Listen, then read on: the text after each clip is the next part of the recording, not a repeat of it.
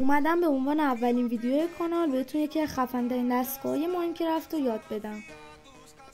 حالا بعد والا رو مثل من اینجوری بذارید و سوسنده هم روش قرار بدید و وسطش هم حتما باید خالی باشه. حالا نوبت آیرون باراست. آیرون بارا رو مثل تصویر بذارید. حالا من خود خوشگلی کارم بردم بالا. حالا نوبت اسلباست. اسلبا رو مثل من روی آیرون بارا بذارید. حتما هم توجه داشته باشید وسطش باید خالی بمونه. حالا اسنو گلما رو اینجوری باید بذاریم. هرچی بیشتر باشه بهتره. شما سعی کنید یه 5 تا رو حداقل بذارید. خب حالا من اومدم یه خورده خوشگلی کارم بردم بالا اینجا. حالا نوبت اینه که روی این سوسنده آتیش بذاریم.